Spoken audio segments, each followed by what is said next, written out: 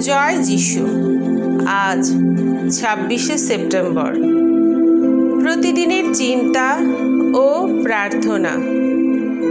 দিনের প্রধান চিন্তা। আমাদের হৃদয় যদি যথার্থ প্রেমের আধার হয়, তবে আমরা কখনো নিরানন্দ হতে পারি না। তুমি যবে থাকো মোর কাছে, হই আমি আনন্দে ভরপুর। রহি আমি বাক্য হারা হয়ে, চাহি যবে তব অরূপ সৌন্দর্যের পানে।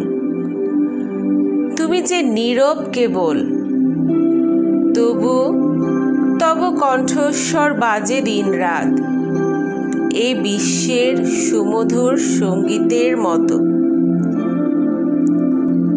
উপদেশ: যেজন ভগবানের সান্নিধ্য লাভ করেছে, সে কি কখনো নিরানন্দ হতে পারে?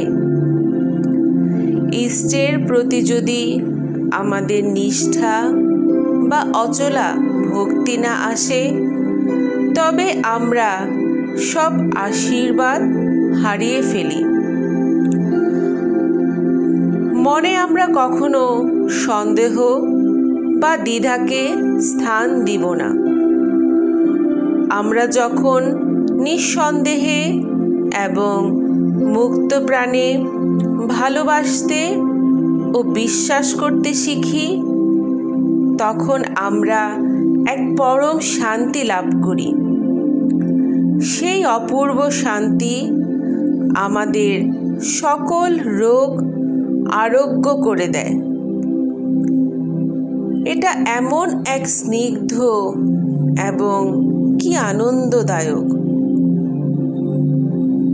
এটা আমাদের নতুন জীবন এবং মুক্তি এনে দেয়।